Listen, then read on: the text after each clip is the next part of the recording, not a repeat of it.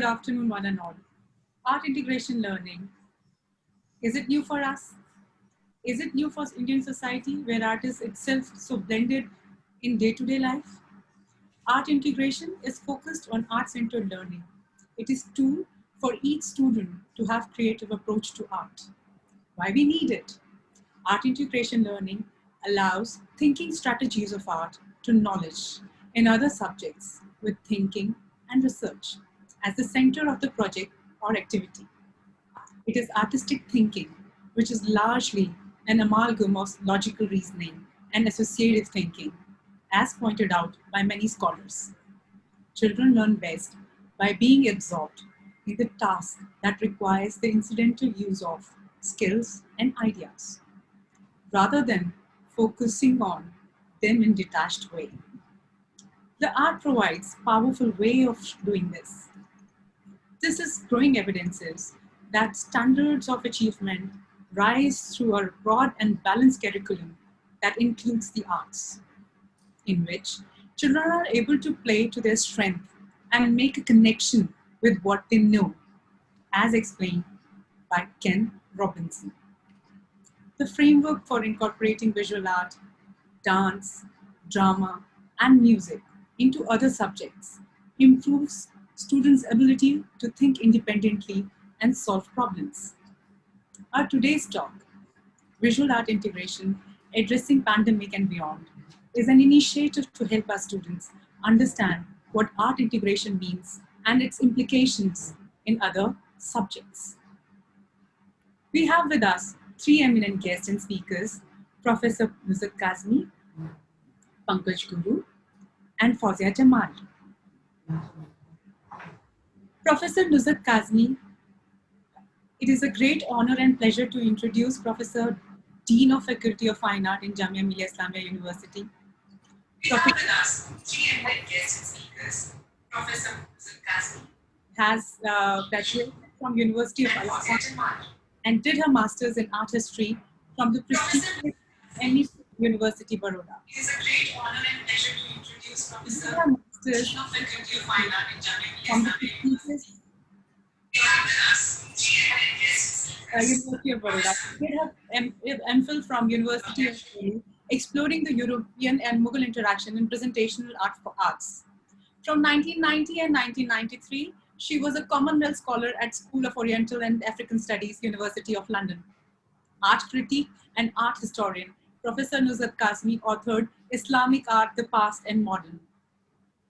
She has written extensively on art in leading art journals like Art India, Marg, and Lalit Kala Contemporary. Professor Nusrat Kazmi is a member of advisory board in many prestigious institutions such as NCERT and others. She traveled and explored Europe with its immense art, historical institution, and sites with a passion that has never ceased for her. Today, Professor Nusrat Kazmi will speak on the necessity of art, its inclusion in the education system today, and for the better future. Professor Kazmi, over to you. Thank you, Richa. For me, it's a very special occasion to be speaking on this platform. Thank you for inviting me to SDPS, East Punjabi Bar, and for all the audience that is there listening to this, I think a very important theme present. And uh, I highly appreciate Richa's effort to link it up with the present national education policy, which I must say has been to art education, and by allowing a free exchange and mobility of students from one course to another and making it highly interdisciplinary, I think the national education policy has taken a very timely and a very important step towards making education as it should be interdisciplinary and without any boundaries as such, but focusing on developing a focus and an expertise in an area for students who would like to go further in it. So with that take on the national education policy, which has been made public very recently, I would like to now come to the theme that I am supposed to speak. And that is, as an art historian and as an art educator, I cannot overemphasize the fact that art as a language, as a communication tool, is is and has been a very strong sustaining link between all aspects of life. Uh, mm, so I think I have got some images which Richa can show, and these I would like to say a few words before we start seeing the images, or we may start seeing the images. I have been very selectively chosen, and I'm sure the audience already has seen these images, and they actually represent some of the hallmarks in the in Indian art history.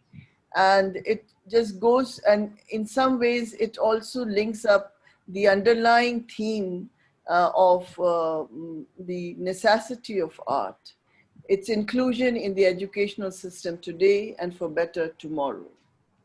I start with a mural, not really a mural, but a cave painting, wall painting, if you like it, or it's basically a more monochrome schema that you see, and it's almost like line drawings that you see on the surface of Binbekta's cave. Now, this is like coming from prehistoric time when there was no letters, there were no alphabets as such, or language or written language. So that becomes the prehistoric period. And the next one that I would like to move to and is a portrait not very well known and seen, but has been recently, uncovered at Ajanta. And this is a warrior, which is in cave number 10. Now, there are many caves at Ajanta, which is in Aurangabad, in Maharashtra, but there are few that still have paintings in very good order, and they can be still seen visually. They are still very engaging.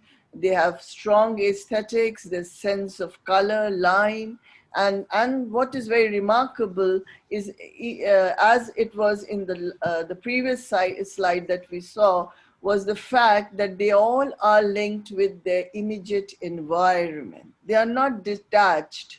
They are not like put on some kind of a pedestal, that the artist is taking some very, very special, parameters of identifying himself as outside the society. He's very much part of the society, and when he and I would assume, and it's my firm, I would say, convincing, belief that the artist was actually for fighting very hard to build up a visual vocabulary, a language, some tools to communicate what it was seeing around, experiencing around, and or in the case of the mural of the warrior that we have right in front, is that they were trying to engage with some, some very, very maybe political, maybe economical, maybe social, standing of this man whose portrait we see, which is actually, when I see it, it actually kind of takes me back to a Baroque artist in Europe. And I don't know why, but there I see a strong similarities. And it's not to say that the artists at Ajanta had anything to do with Rembrandt in Europe. But what really becomes very clear is, I would request the students who are seeing this to look up and check out Rembrandt and some of his very famous portraits. And one of the paintings that come immediately to one's mind is his own self portraits. Now, what I really would like to draw attention here is that the capacity of the artist and the maturity of his language and his skills is to portray a very sensitive face over here, which is marked by what all the qualities that we have all been for long admiring in the Renaissance illusionism. So yes, modeling is there, highlighting is there, a good amount of realism is there, some amount of stylization if you want to see it there, but I do see it that the artist is satisfied with the resemblance and the character that he wants to build in the visual that we have in front. Now, the highlighting point over here is to make that art, maybe there was no NEP at that time, but the importance of art played, the very functioning of art was like as if it became a meeting point for many, many diverse aspects of local, translocal, interlocal. I wouldn't say international because the world was still to be discovered in many parts of the world, but it was big enough to be, there was active exchange of trade. There was, travel was not very, limited. There were two continents were at least were linked as far as Ajanta is concerned. The Europe was linked to, and some parts of Africa also. So travelers were coming and going, and the trade was very brisk at this point. That is around the, say about from 6th century to 8th century. That's where the Ajanta really, you find the finest of its work. And you can do more research as a students. We look forward to some new researches that you will bring to our domain and to our understanding. And so there's this whole world that you see, which is alive, which is kicking, which is active, which is prosperous, economically thriving, and intellectually very, very open to all kinds of ideas.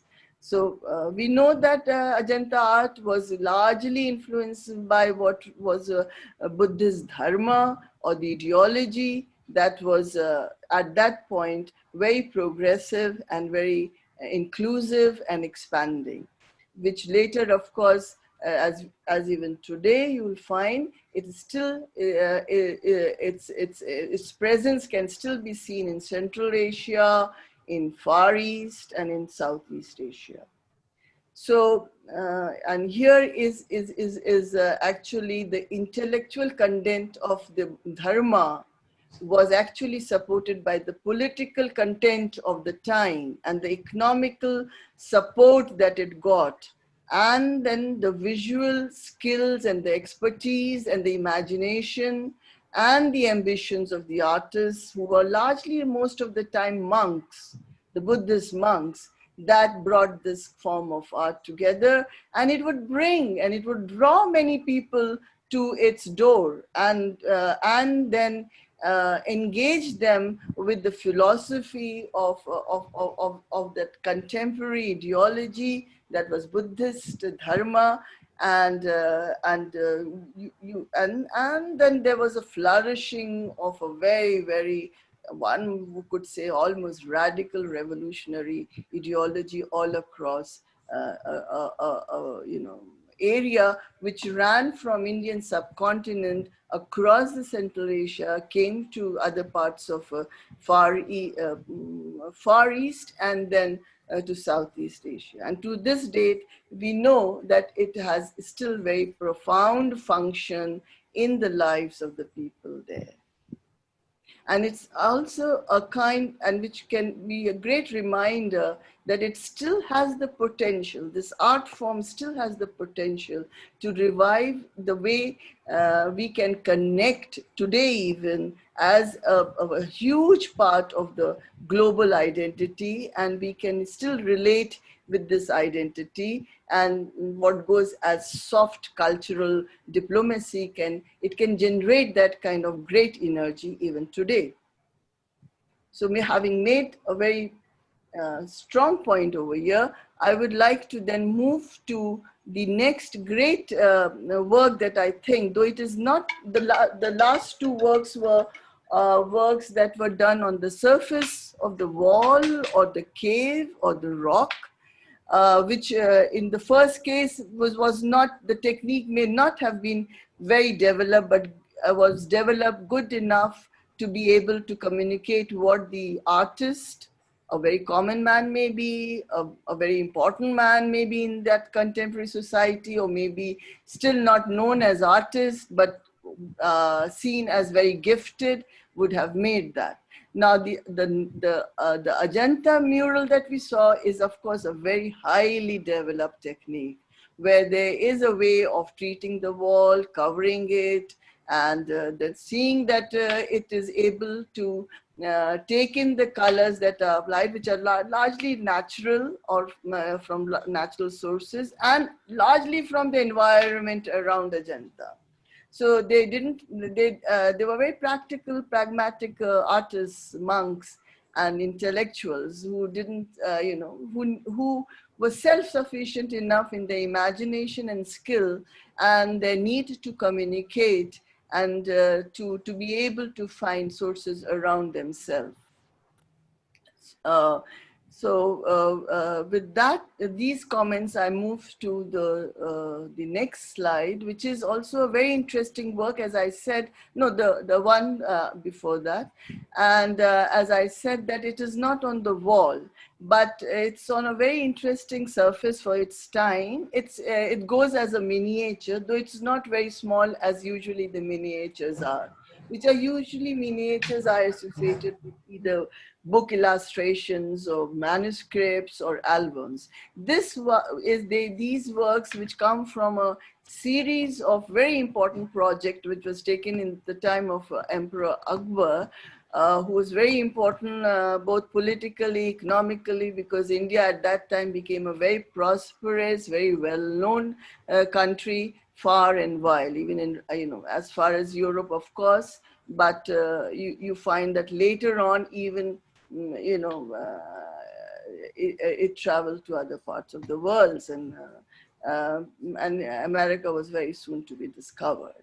So there was a kind of a connectivity that would grow after this, and you would see that this is a very interesting work, and I very thoughtfully. They were very beautiful works, perfects, very sophisticated works which I could have picked, but I purposely picked this, and this comes from the early time of the making of the Mughal Empire, and that is, people say that it begins with Emperor Mughal, with Humayun, but it was largely supported by Emperor Akbar, and and this is the time when the Mughal Atil became a melting pot of all kinds of cultures, not just from outside, say the Persian influence, or more further than that, or the Chinese maybe also, but they were also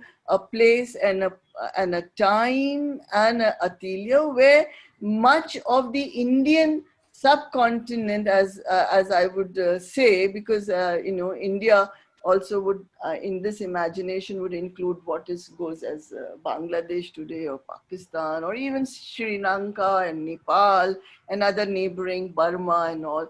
I mean, this is, sometimes actually this is just the right time to say, is that sometimes we can't imagine boundaries in art, because images and colors have a way of traveling and migrating without even people knowing that they are migrating, and they infiltrate into each other's work.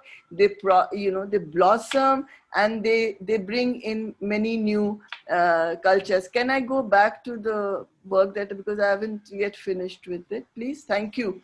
So now what here, because I'm really trying to, I'm actually focusing on the young people who must be sitting in the before their computer and seeing it, is just to make a few points about this work, because it really brings in what we saw in Bhimbetka, what we saw in Ajanta. It brings in the very, very local environment in which this work is being produced. So you see the rocks, you see the trees, and if you ever visit Aurangabad, I mean, there would be other places also, but to my mind, the environment of Ajanta comes back. Now, the point that I'm trying to make is that good art, sustaining art, is an art which sustains the life around it and offers energy and progressive energy to take ideas, concepts, assimilations of ideas, even visual ideas, further, and expand it to a bigger experience, more inclusive experience. And I don't know if I'm cut. My time is must be running out, and Richa is. That is why she's hinting it by changing the slide. So now I move to a very modern period now, from this period which is actually largely 16th century India. Now I move to a work which I like personally very much, and I would invite you, if you have not seen it, to visit Shantiniketan, which is again a great place of education, having started or having been the institution where the new education, the concept of new education as different from the colonial education, took place, and in which many of our national leaders, including our national poet Rabindranath Tagore, in fact, he founded this whole place, and Mahatma Gandhi and many others were part of.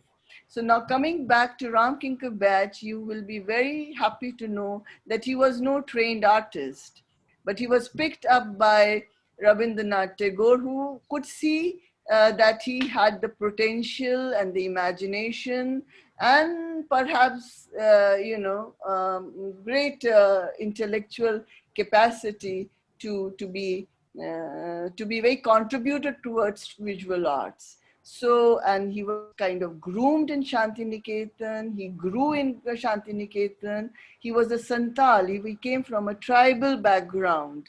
And he was also has been associated with the tradition of Baul, which is a great singing musical tradition of music in India.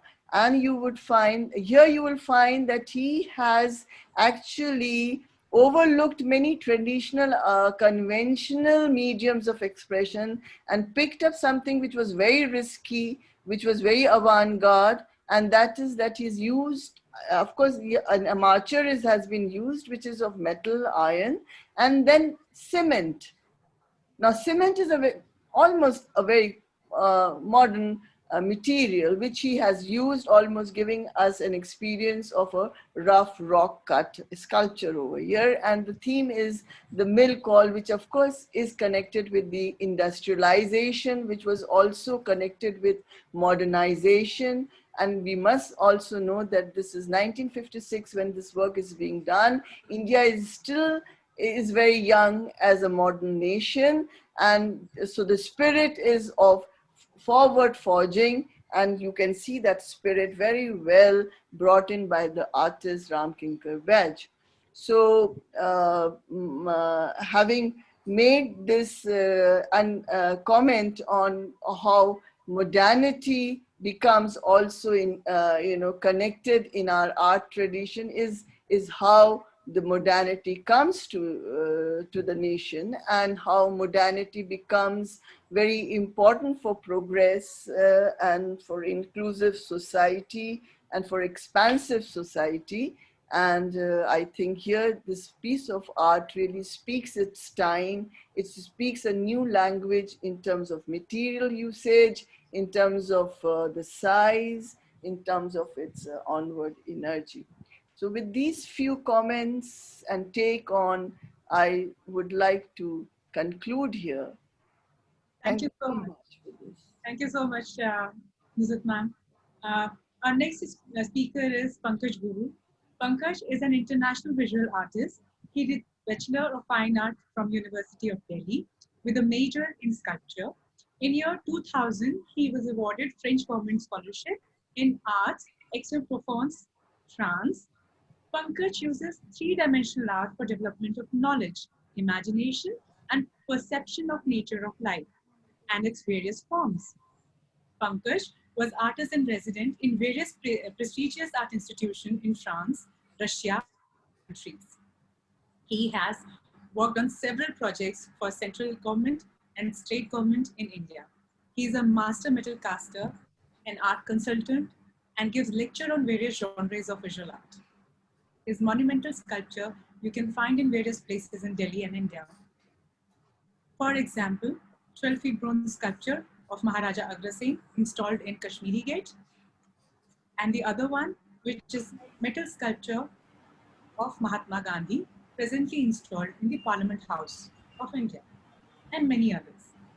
Today, Pankaj Guru will speak about mathematics and symmetry is integral part of visual culture. Over to you, Pankaj. Yeah. Thank you so much, Richa. And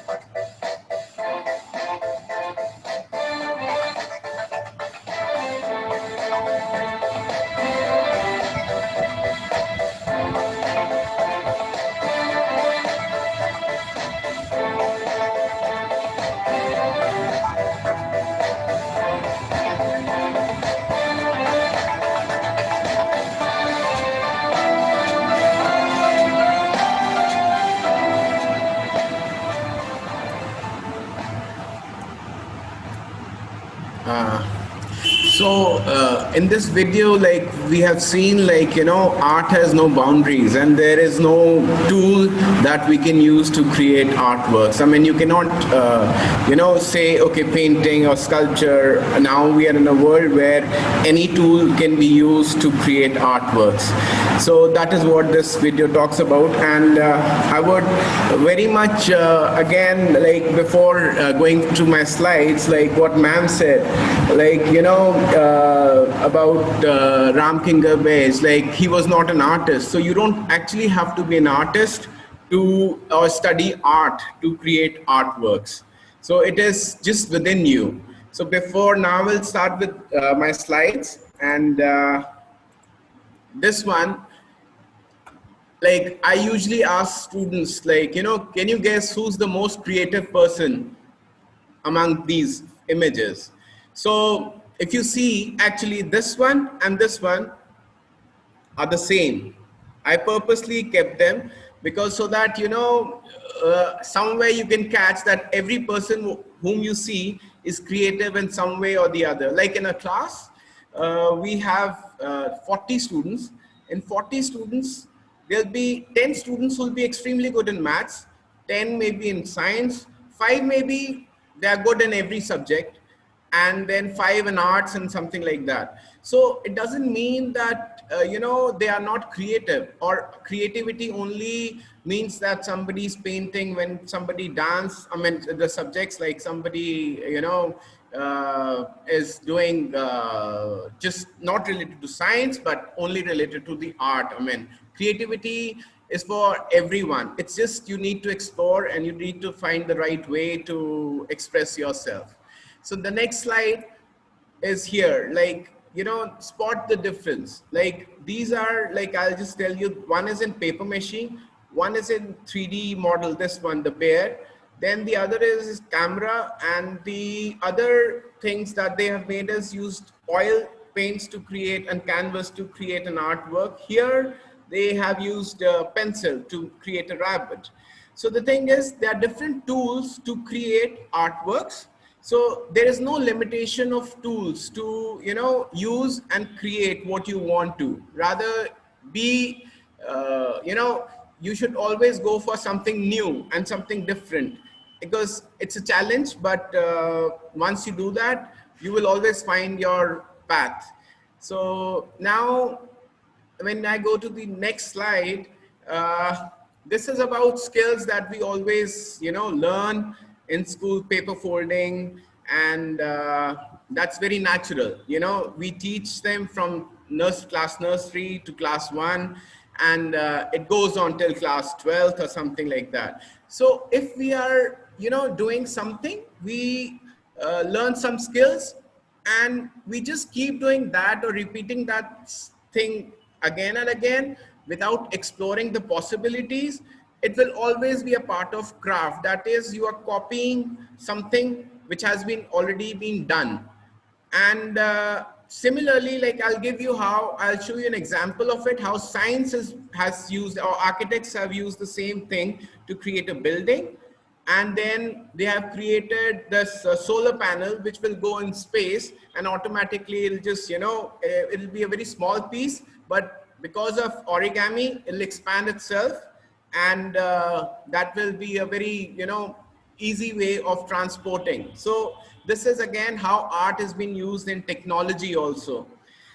And then I think youngsters are quite, what I've seen as youngsters are quite, like they like to go for, they are attracted to tattoo making.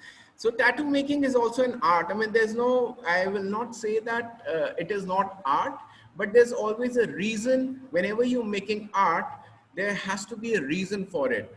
It should touch the heart of people whenever, I mean, that's what this is my own perception. For example, like this is a tribe from Chhattisgarh. They were not allowed to move to go to the temples because of some reasons. We know that. I don't want to talk about it. But then what they did is they started writing Ram on their skin, and they permanently had it. And they said, now can you separate us from our God? So that was one of the, I think that is really interesting to how a common man can creatively use a tool to make it a movement. And then the next is slide is like this, what we do again when we are a child. And I think this one is very interestingly used by Sanjay Puri. You know, the same, if you see, it's almost like the similar thing that we do with Legos. Here, he did it with architecture. So, and next is a very big thing, you know, this question, like here I've just written, you can mimic a result, but not creativity. I got this from unknown source. But the thing is here, the question is really important. You know, to get the right answer, you need to have a right question, because unless you don't have a right question, you will never be able to achieve an answer. So similarly, it goes for the art world also. Like you need to have a right question to create an artwork. Once you have it, so I mean, you can do wonders. And then my next is like, you know, it's always seems impossible until it's done, by Nelson Mandela. I mean, and this is what my first slide is about. And now I will shift over to another one to show you how science or maths can be used to create artworks. So here, when you see this pattern, it's a very complicated pattern which exists in nature. This is what nature follows. Nature basically follows a rule, that is copying and pasting, but in different sizes. So if you see this, it seems very complicated. This is an artwork by Janet Park. And once I'll go again with the very beginning. Now imagine here, you have a very simple design, right? And if this design can be made into circles like this, it's the same thing. The pattern is same, but we have put circles in a diminishing way, like in mathematics, we have it. So this, we get this kind of a pattern, and it can be with square also. And then further with this other patterns also. But now let's come back to this one. Sorry, this one here. Now, if I just make one pattern like this, and the same pattern is repeated over here and the other side, if you can see my mouse cursor, so we will get something like this. You can see this, right? And if these patterns are repeated on the other sides like this, using mathematics, we will get patterns like this. And further, we go here and keep repeating them, we start getting a shape which is pretty complicated, something like this. And eventually you keep doing it. So it's a repetitive way of using maths, calculating them and creating art. So here, so you can see that maths plays a very important role in the formation of art. I mean, even in like I've shared couple of links with Richa ma'am, which you can definitely go and look into. And there's a very interesting movie that also I've shared. I mean, if you can, you know, share it with your kids, it'll be very nice. So I think I'll wrap up here. And my time I can see on my watch is almost 7 minutes more and above. So I think now you can just give it over to Richa. Yeah. Thank you so much, Pankaj, for this insightful tour to mathematics and its implications. Our next speaker of today is Fawzia Jamal. Fawzia holds degree in art education from Jamia Millia Islamia University. She did Masters in Business Administration and International Fashion Management from Coventry University, London. She is a research scholar an expert faculty at National Institute of Fashion Technology, Delhi. Fawzia has worked with leading fashion brands in India to develop their brands. She is nominated panel member of jury at many prestigious universities in Delhi and India. Today, Fawzia will speak about visual art needs technology to advance. The present day artist is innovatively blending state of art technologies with their practice. The creative industry has evolved drastically in recent times, and designers and visual artists has become progressively interested in across disciplines, cross-pollinating and breaking limits into areas that aid curiosity, rational analysis. Fawzia, over to you now. Unmute yourself, please. Oh, Thank you. Yeah, am I audible? Yes, you are very much. Yeah, okay. Yeah, thank you so much, Richa. It's an overwhelming discussion and overall quite a great insight. And coming from my background mentors, my very, faculty mentor who is here, Nuzat ma'am. And definitely Pankaj has given a great insight because that will help me to lead them forward in whatever I have to present right now.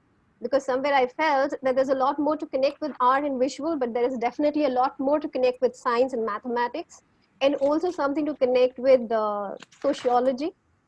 There are a lot many areas that we need to connect with, so we don't need our other streams left over. By just thinking around that visual art and design is the only practice that we have to take over into consideration into designing new products and evolutions. Because as we have seen how Nusrat ma'am had to give an insight, that visual theories have just not been limited to something which are caves, paintings, but they have overall taken over from west to east dimensionally. And vertically, horizontally, overall, it's just not limited to one practices. As far as I can see the very well insight given by Pankaj that has to say that we have to also cross pollinate across and just not be limited to certain things which is limited to crafts and certain practices that is very monotonous. One has to keep a thinking which is 360 24/7, because that is where we fetch our inspirations idly. And very important is every new day should follow up with a new day of positivity and a good look and insight out of the window, that what is inspiring me the most today, so that it's always a newness to what you carry forward, and you yourself is a product, to be very honest. It's just not limited to something that we need just paintings or artworks to express, but definitely there is music, there are instruments, there are a lot more platform, because platforms have now just not from paintings, but also it has gone dimensional. So the platforms have increased drastically. We are just not having events which are just like exhibitions, but we are having exhibitions, live music, we have jazz, we have a lot many things which are happening across the fields.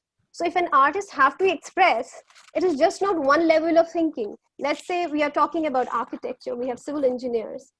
Where are they actually being absorbed in the industry later? So they're just not limited to architecture, they are getting into landscapes. They're getting into theme parks. What are theme parks? There's something which is aligned by themes. What goes associated is lot many more intelligence that goes in. Because every single person who enters a step into a theme park, that means it has to channelize a lot more energy to keep them occupied for at least 2 to 3 hours when they're carrying a pass which has a good load of money, which is 1200 rupees per person. So that means they are spending a lot level of time where they are inside the theme park. So what keeps them engaged there? That means we have multifaceted interest, and there's multi-level of things which are available at one single platform. And that is what is our audience that we serve. We cannot look design visual art in isolation. We have to occupy ourselves on a lot many levels of platforms, and something that we have to offer. And what is that offering is what I'll give you an insight today, because what we have just looked into is what Nuzat ma'am has to give us an insight, that how art has become a practice now over the years, it was initially a practice which might be a trade practice, which might be an expression which was a commission expressions, which might be something which is taking to the level where we are seeing what Pankaj has to say. That's something that we are resource generation model, where it may be craft, it may be commissioned in terms of creating architectures. But now, where is the current generation moving on? After this, what? After this, it is much more challenging. It's just not limited to one single thing that, yes, I have an art work and I'll sit and exhibit and I'll get good lot of money. It's not the case anymore. There's a lot more things that need to be in your portfolio. And this is where my insight is. I'll just quickly give you an insight that where is the next level of another 50 to 100 years we are moving in. It's just not limited to one specific field. It's just not to somebody or one person who has to say that, yes, I'm a person from visual art can do it, a person from design can do it. But who all can do it and make it is what you have to decide now and right now, because what choices you make today will take you to the larger world, which is a challenging and I would say very competitive world. So if you believe that I want to see myself somewhere with Google, Microsoft, then what do you have to offer? I mean, it's just limited to one thing that you say that I have created a very wonderful wow pieces, and that, you know, I have got something which is a published artwork and it will really give me lot many things to do along. But does it take you a long way through to another 100 years to be successful around your idea? So let's see where our next world stands in current scenario and where it will be taking you towards the future. So I'll just share my screen right now. Just a second.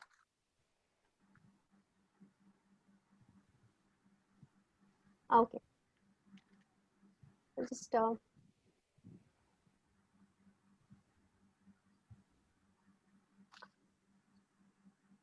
sorry. Just give me a minute. I'll just give you a quick insight. So from visual arts to design,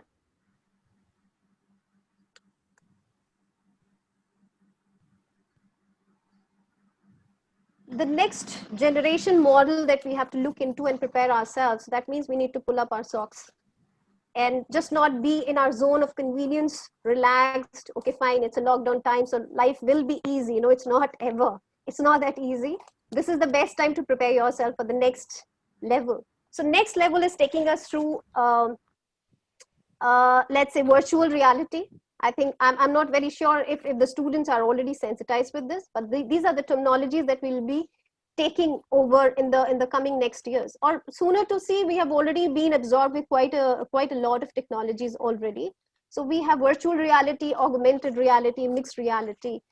Definitely there is also lot many realities that we have to face, and I'll just give you an insight, because there is something which has to say mixed reality in terms of generative arts also. So there's a generative art that we are also seeing and being explored in lot many institute, which is at the level of IIT and at the level of other design models, which we say NID. They're working on what kind of design models. If there are automobiles, what they're working in. If there are space engineers, what they will be working in. So there's lot many things to look into as an avenue and an offering. So I'll just give you an insight. So are we there yet? We have yet not been explored much. We are still looking into the possibilities. Are we actually utilizing our knowledge?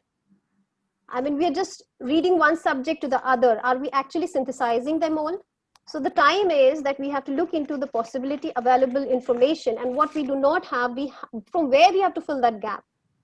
And why do we have to fill the gap? Because we are into social sciences, businesses, marketing, IIT, engineering fields, creativity, collaboration, innovation, researching, brainstorming, and there are a lot many terms that will be never ending in the coming future. And this is what the avenues have to offer. Designing the future, it's knowing how well you know your consumer. Consumer is the first point of attraction. When we say consumer, it is a person for whom you are designing, and whether your design is a miss or a take. So how will you decide whether your design will not fail in the industry where you have to launch it, and it will make a patent? So where do we start thinking? We have to just not be thinking about, okay, I want to reach there, I want to be that person, I need to look upon to that person. But are you a problem solver? Design in today's time, or visual art today's time, has evolved to a level where we are looking into problems. Today's time is all about, let's say, problem is what? Problem is something that need a connectivity to human sensitivity. So which is why we have sensorials, where we are looking into sensors, sensor models that help something which is helping an aided model of design. Why do we need those models? Because a lot more increasing difficulty in people's life system. We are delayed with our systems in terms of we are too much relaxed in our homes. We are limited to technology, and which is why we don't have any other leisure activity which we used to transit initially. So traditional models have taken over new models of IT and further virtual models that we are being absorbed to. So sensitivity is one thing which we are almost losing into. So we are more into a mechanized world. Is why we have to look into the larger picture. With every new thing, there's always a problem associated, and our design should have a solution to mitigate those problems and just not be limited to something, okay, fine, this is my design. It is my it is my very moral responsibility that does it add to a human value, or does it just keep you as a piece of thing that, okay, fine, I'm happy about it just because I've created it. And why do I care who like it, who doesn't? But it's no more that theorem that works. So if you have to be into the market, you should know what problem you are working towards. And that is what is a design solution, basically. So designing futures have moved on to something which is a recent model, which we're already into practice, which has to say UI UX. Another 3 years to 5 years, our industry is being absorbed by completely UI UX. And most of already Microsoft, Google has offered internships to the level where we are seeing 11th and 12th standard kids already working towards it. And that is where they are giving them training and stipends and scholarships and taking them over. Okay, fine, finally when they are done and excels this trade, we will take them over. And from there, you are doing drawings, you're doing lot many models, you're doing anatomy as per the science, but where are being absorbed? We are taking it to the 3D animation. Animation is one big thing which we are looking into, which has larger levels of platform, where we are seeing surfacing apps, we are seeing something which are gamings. So every now and then people are so much absorbed around superhumans. What are superhumans? They are like Superman, Batman, and so on. So everyone is so much enthused about pertaining to these things, but thinking from a level to who will procure those toys, to the level of a grown-up who will be occupied with an iPhone. A technology in terms of 3D, UI, UX, everything is so transitional and sensorial that you have to understand your customer to that level, that yes, this is what will make numbers in the real technology senses. So it's time to shape the future and not be victim of it. Victim means that you are just left with your design and you don't know how to market it because you don't know your consumer well and where you're taking it. So very first thing, you should know whom you're working for and why you're working for. Again, I come to that question which Pankaj has raised, that you should start questioning why exactly I'm doing this. And if you can't relate or generate that connectivity, that means this is where the void is and where you should start thinking. So what is your virtual plan is the next level that we have to look into. So what we have in the next 100 years is we have to start thinking big. Think on a very vast, and just not vast in the level, but on a vast of different platforms and services, laid offerings in terms of design and visual art synthesis. So it is an amalgamation of quite a lot of mediums. So medias to mediums is another thing that you have to look into. So whatever you are doing as per your studies and sciences, you have to align, is when you can enter that void, which is a very strong breakthrough in terms of another 50 to 100 years, which is a long way to go. And if you have to create a map, because our young generation is so aggressive, they just want to be right there. But there's a long way to go. As I've said, that we are ourselves a generation model. We have our very own mentor sitting here. We have learned traditionally, but we are currently with those people who are benching that mark and bridging those gaps from previous learning of a visual learning to the current, which is the design industry. So what is you as the next role model will take us through what is there to decide for future. So here, moving on, what we have in computers in terms of robots and something to do with technology. is what is our next level of thinking. That our designs is going dimensional. It is just not dimensional, but it is going multiple level of prismatic studies that we are taking. Prismas, the level which we are already seeing in cinema, 3D cinemas. So you get to see just not, it is almost everywhere, which is why I say take a thinking on a 360 platform. Moving on to augmented reality and the virtual future. Robots, artificial intelligence, which has already been launched and people have started working. This is something that we are seeing engineers working towards doing theme parks. So this is where the connectivity is. So there's dimensional against something which is the real life. So there's a lot more conviction and contradiction, that what you have to convince and bridge the gap and create a bridge, not take it away from those who cannot connect. So there's always a generation gap that you have to create a bridge towards, to actually associate with, because technology might be today, but tomorrow you have to see that who are the generation who are actually being absorbed to that technology, who are the users basically. You know this person very well, and coming from maths, as Pankaj has to very well help me here, we are moving on to something which is a quantum physics. So recently we are going with quantum computers. Where is it taking us? There's a very source which is available where you can take a look at. This is Neuralink. You can go online. They are working on human brains. And what they are working on is sensors, as we are actually. So there's a chip which will be introduced in terms of your brain chips, which will work as the next virtual future for you, where it will aid to something which is neurological disorders, Alzheimer, Parkinson's, spinal cord injuries, and blindness. Just not that, but it will also equip certain things, which is a bridge between understanding the brain, interfacing with the brain, and engineering with the brain. So that means we have engineers, we have interface, we have further more additional anatomical studies, social sciences to mix with. So it is a model mix that you have to offer in terms of design.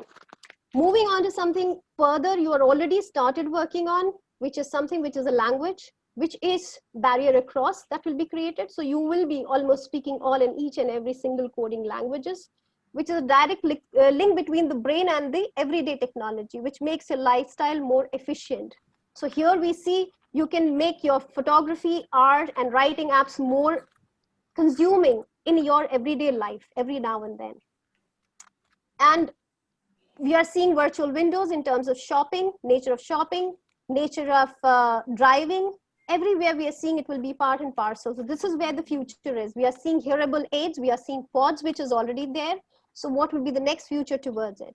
Same, we are working in terms of cell phones, advanced technology in terms of virtual screens and language speaking across all coding languages. So this is where we are seeing further in garments, sensorials. We have do not disturb apparels. We have new power suits which actually equip you to take over too many loads beyond your bodies.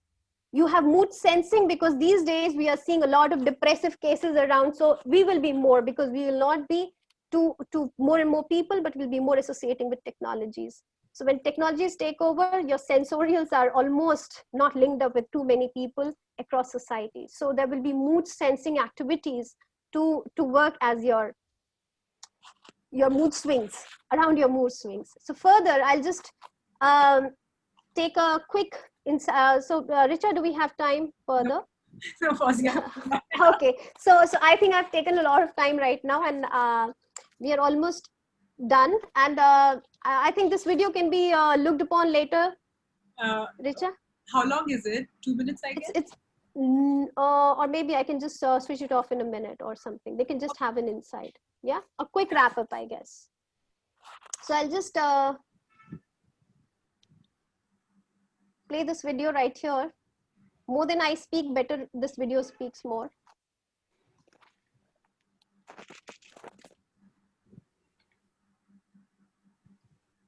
Is it playing? Yeah, it is. Can you get the sound? No, the sound is not there. I think sound is even not playing here. I think they can have a look at it later. I think I've given enough of insight, and Yes. I think we should wrap up Yes. right now. Yeah, thank you so much. Thank you so much, Richa, and sorry to take extra bit of time. Thanks, Fozia. Um, After all this, I would just like to wrap the session up now. Uh,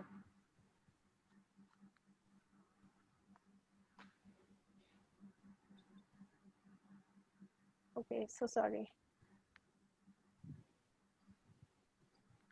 So it has Yeah. been a wonderful experience hearing all the eminent speakers, and it is just a multifaceted, visual culture that we have experienced today, from traditional to something which is origami and architecture and space and virtual reality and whatnot.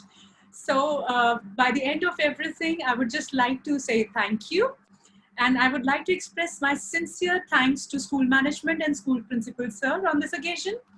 On behalf of the entire institute, I would like to express heartfelt gratitude to the honorable speakers, Professor Nusrat Kazmi, Pankaj Guru, and Fozia Jamal. Today's talk would have not been possible without your presence. The insight to visual art you have shared with our students has definitely enhanced their knowledge. I also extend thanks to all the guests and students present today. I'm also very grateful to the teachers and support staff for their cooperation, willingness, and involvement to take on the completion of this talk on visual art integration, addressing pandemic and beyond. Namaskar.